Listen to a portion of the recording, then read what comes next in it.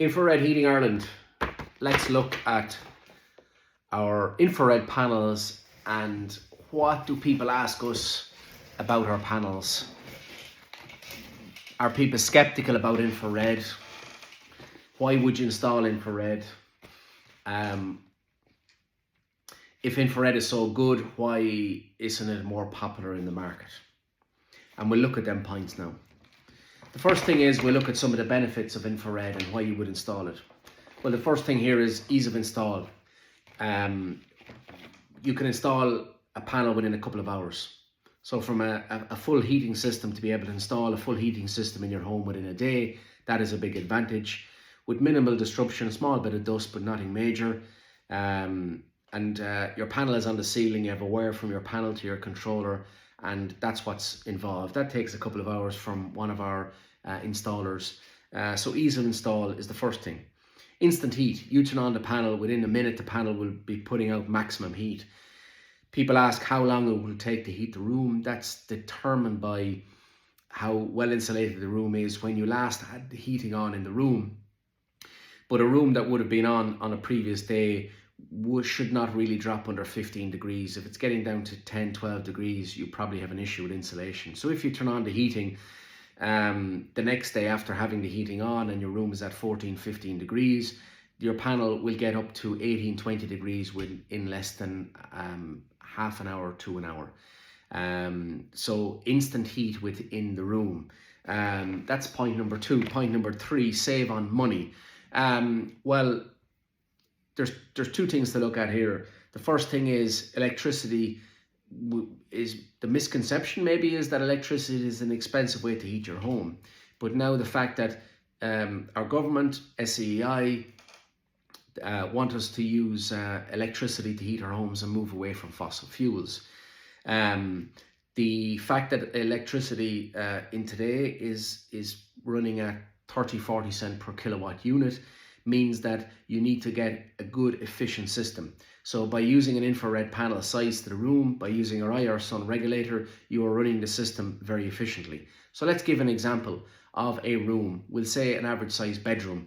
I will give you an example of my bedroom in my house. I have a 750 watt heater installed in my bedroom. I have the app on my phone, which I can show any of our clients, and I do show our clients. I put in that I'm paying, at the moment, I'm paying 35 cents per unit of electricity. So when you turn on the heater is not going to be on full blast during that period of time to heat the room. The first thing is that the panel is sized to the size of the room. You have a very efficient, well-insulated panel that's putting 99% of the heat into the room. You have a controller then that will regulate the heat. So when your panel turns on, it's putting out 100% of the heat. But then as the room heats, the controller starts to regulate. So this is when it starts to run more efficiently. By using our IR Sun controller on its own, we'll save 20% in energy consumption. By using our panels, we'll also save, compared to a panel that's not insulated and a lesser quality. Our panel has a 15-year guarantee.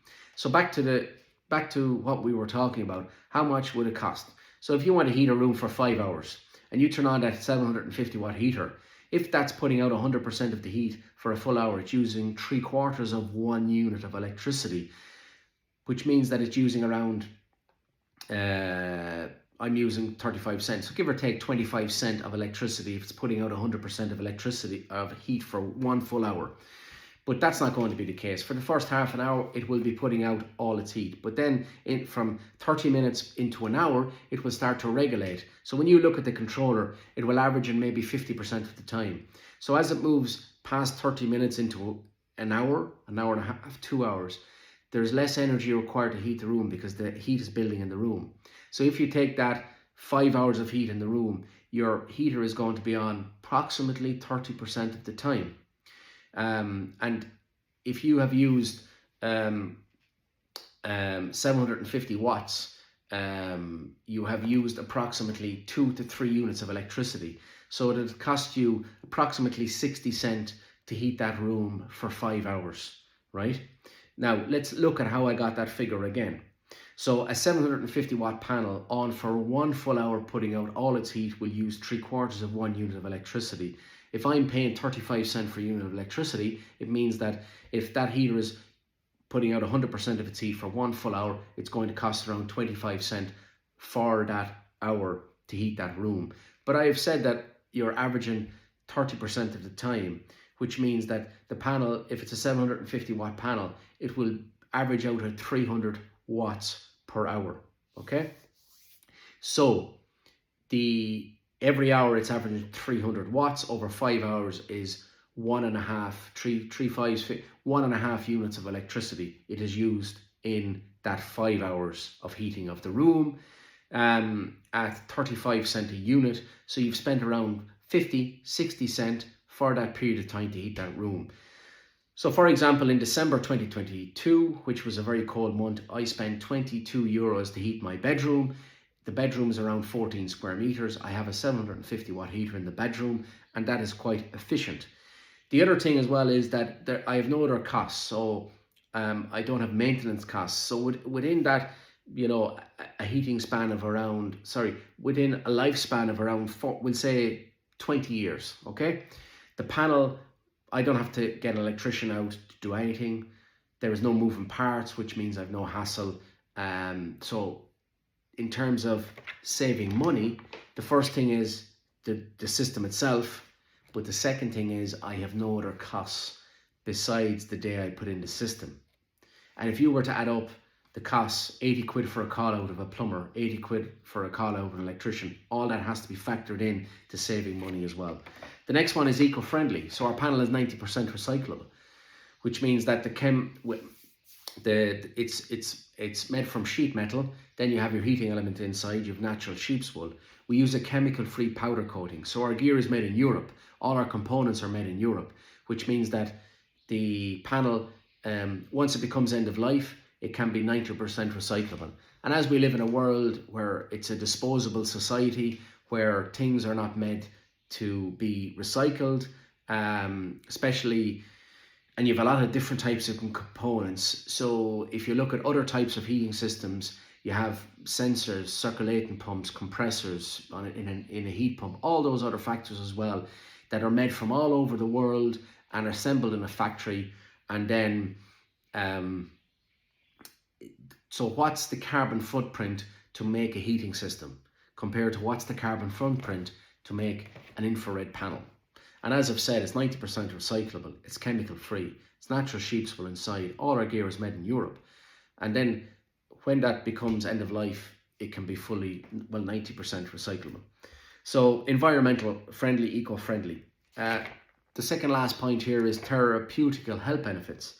So what's the health benefits of an infrared?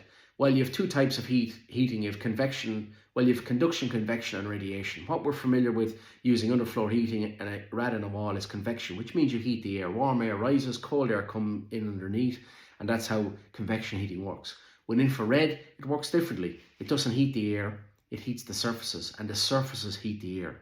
So the sun on a summer's day, when the start of the summer, the air temperature takes time to get warm because the sun needs to heat the earth. Then the earth heats the air. The infrared panel heats the surfaces, and the surfaces heat the air in the room, and that's what's happening. The surfaces then also help towards heating the room as well, and this is another benefit. So people use infrared saunas for health benefits. When we go on maybe somebody with asthma might find that during the summer months, their asthma is not as bad.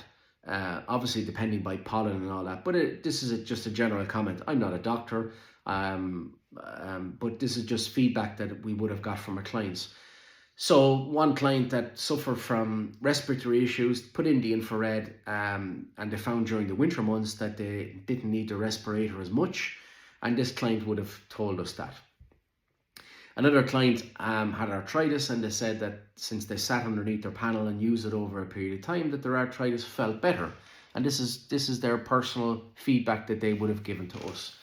But we do know that incubators for infrared is good for newborn kids in incubators, newborn babies. You remember the infrared lamp underneath the chickens and underneath the newborn animal, that got life. The infrared got into their body. People use infrared saunas because hot yoga, because it speeds up metabolism, speeds up the heart rate, the blood circulation moves. It's an anti-detoxing because the heat is getting into the body. Now, obviously, we're not as intense when we use infrared in the room. It's more of a natural heat, and it's more of a low 20-degree heat. But in terms of benefits, it is definitely there as well. The last one is long life cycle. So we've kind of touched on this already. So you have a 40-year lifespan, but we will expand on that point. So you have a 15-year guarantee. That's 5, 10, 15-year guarantee on the infrared panel, which is best in market. And then you have your controller there as well, and you have a 40-year lifespan. So the question I'd ask you is that if you put in a central heating system today, what's your options? Your option is your heat pump, or an electric wall heater, or oil or gas. Now, we do know that here in Ireland, our government want to move away from oil and gas, and they want us using electricity. The problem I have with this is that they don't give people an alternative only to the heat pump. So there's massive focus on this heat pump. Heat pumps are very efficient, they're very good. It's a very good product, well developed. And the key there is efficiency. But the other thing that we're not talking about is the cost to achieve that efficiency. So let's give an example. If you're building a house today in Ireland, well, there's two examples. The first one is the person that's building the new house, and is building a 200 square meter house. Again, they buy the heat pump, put in their underfloor heating, put in all the other gear that goes with it, circulating pumps, plumbing, pay the plumber, the labour costs are high, shortage of plumbers, which means to get a good plumber, it's going to be expensive. So to install an infrared system in your house is probably going to cost 20, 25 grand. Yeah, give or take. So I don't want anybody to say, where am I getting my figures from? These are just general people that would have told me. Now, if you're in the business, you might get it less, but the average Mary and John building a house today, they go to the plumber comes in and says, yeah, this is the list of the gear you need, and this is the cost of the heat pump. It's 25 grand. The heat pump might be 7, 8 grand. All the other gear adds up to it as well. Then you put in your heat pump, and then to maintain your service level agreement with your manufacturer, they need to come out, or a certified person needs to come out and service that heat pump every year. So they'll check it over. Because if you don't do that, and in 2 or 3 years' time, you have a part goes, well, then the first thing they'll say to you is, well, where's your service? Where's your service history with the system? And you won't have that. So therefore, you're going to have to pay then to get whatever work needs to be done.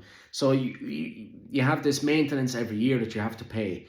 But then you look at in 20 years' time, where is the heat pump? Well, the heat pump probably will have cost to get somebody out to maintain it, to service it, to look at it. Little parts go, sensors go, the compressor might go, because it's like your fridge. Your fridge goes, how long does your fridge last in your house? It lasts 15, 20 years. Then you have to get another one. It's not worth repairing. And it's the same with the heat pump. So to achieve that efficiency, you have a lot of other costs as well that you're not talking about. So you're putting the cost and the beginning to save on the running costs of the system. But now what we've seen in Ireland is that it was fine when electricity was 15 cent per unit. Now we have electricity at 40 cent a unit. So people's electricity bills to run a heat pump have now gone up. And now people are starting to say, well, what's happening here? And the key with the heat pump is that your system must be your house build must be efficient, which leads me on to my next point.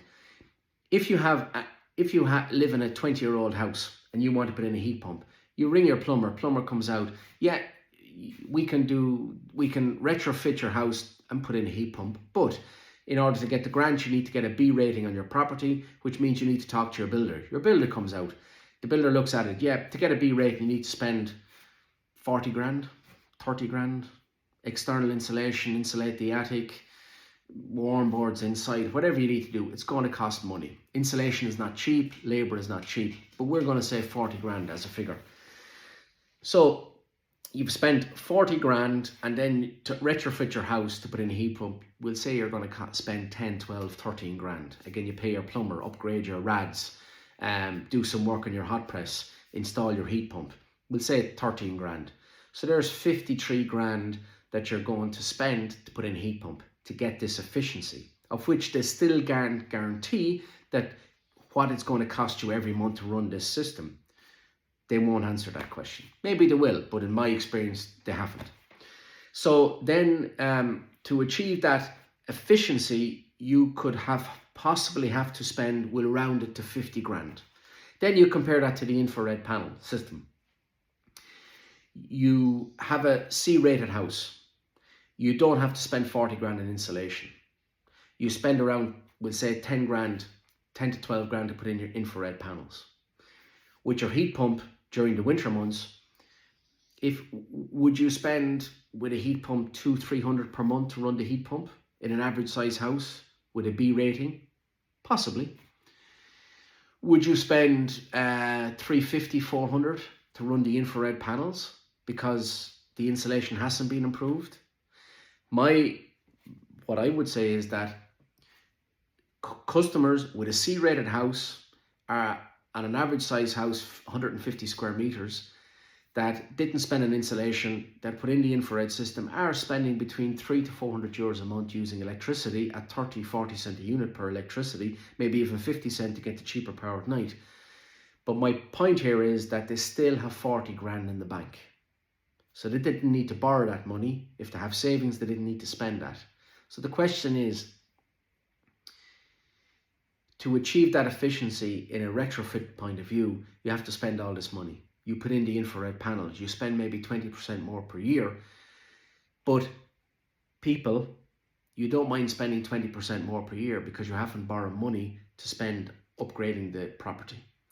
Then you might, instead of spending that 40 grand on insulation, you might spend 20 grand on a good solar system that's going to heat your hot water, that's going to, during a bright summer's day, is going to contribute towards the running of your heaters, your infrared panels.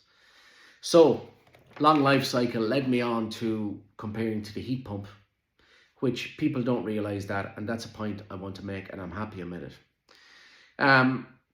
So let's finish with summarize. Why would you install infrared panels? Ease of install, instant heat, save on money, eco-friendly, health benefits, long life cycle, and then we compare to the heat pump. So the next time you are thinking about changing your heat, well, we don't change our heating system that often, but if you're building new, you want to get away from oil and gas, and you're looking at a heat pump or an electric heating system, do consider infrared with the points I've made. And we are happy to give you all the information about the running costs of our system, what the wattage requirements for our system is, and all we ask is that you ask your plumber the same questions. The company that's supplying you with the heat pump, ask them the same questions. How much is it going to cost to run my system? We can answer those questions. Thanks for watching.